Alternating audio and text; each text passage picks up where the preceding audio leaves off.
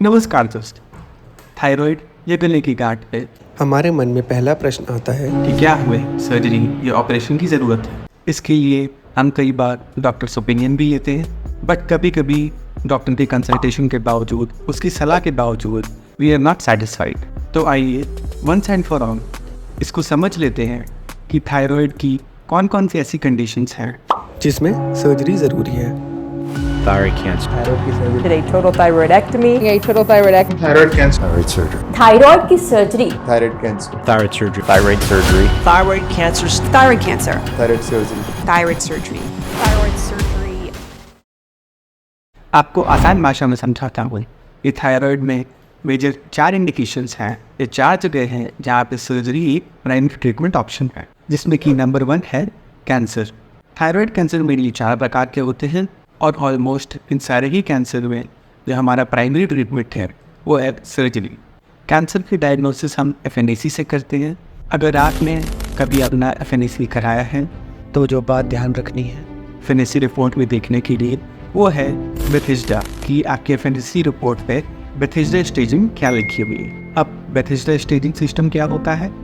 तो Bethesda staging system एक thyroid FNAC का क्लासिफिकेशन सिस्टम है, जिसकी ग्रेडिंग 1 से लेकर के 6 तक होती है, यानी 1 to 6 तक होती है, जिसमें जो ग्रेडिंग 1 होती है that is highly unlikely for cancer, और जो ग्रेडिंग 6 होती है that is highly likely for cancer. तो थायराइड में जो सर्जरी का पहला इंडिकेशन है वो है कैंसर, और इसके बाद जो इंडिकेशन नंबर 2, 3 एंड 4 है वो सारे नॉन कैंसरस कंडीशंस के अंदर, यानी कि वो कंडीशन जो ये बताता है कि थायराइड में कैंसर तो नहीं हुआ है पर फिर भी MS सर्जरी की आवश्यकता ज़रूर हो सकती। तो इंडिकेशन नंबर 2 है गले में कोई गांठ होना, और वो इतनी बड़ी हो जाए कि या तो हमारे विंड पाइप यानी कि ट्रेकिया जिससे हम सांस लेते हैं, या फिर ईसोफेगस यानी कि फूड पाइप जिससे हमारे पेट में खाना जाता है उसको कंप्रेस करने लग जाए या दबाने लग जाए। तो इस कंडीशन में भी सर्जरी प्राइमरी ट्रीटमेंट चॉइस होगा।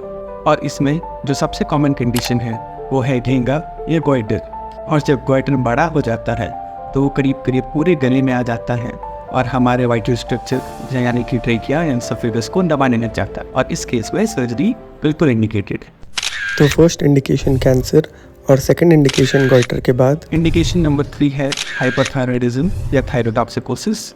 इसका पता लगाना बहुत ही आसान है कि अगर हम अपनी थायराइड रिपोर्ट देखेंगे और उसमें अगर अपने TSH यानी थायराइड स्टिमुलेटिंग हार्मोन के लेवल पर नज़र डालेंगे और ये अगर नॉर्मल लेवल से बहुत ज़्यादा नीचे आएगा तो इसका मतलब हम हाइपरथायराइडिज्म से ग्रसित हैं। नॉर्मली इस केस में हमको दवा दी जाएगी, जो एंटी थायराइड ड्रग्स हैं वो खाने के लिए दिया जाएगा।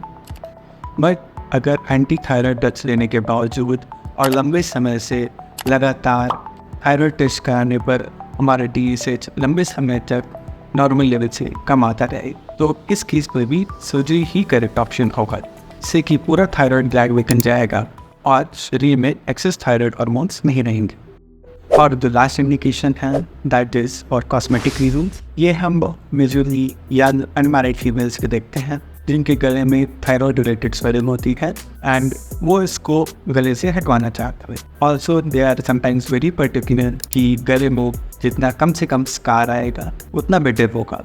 तो ऐसे केसेस में आज हम रोबोटिक सर्जरी का इस्तेमाल करते हैं और गले में बिना स्कार दिए हम थायराइड की गांठ को निकाल सकते हैं। उसका तरीका ये होता है कि एग्जलरी फोल्ड के थ्रू और ब्रेस्ट के थ्रू रोबोटिक इंस्ट्रूमेंट्स को इंसर्ट करके गले में थायराइड तक पहुंचा जाए और इसी रास्ते से थायराइड को निकाल लिया जाए, जो कि एक स्कारलेस टेक्निक है, यानी कि गले में कोई भी स्कार विजिबल नहीं हो।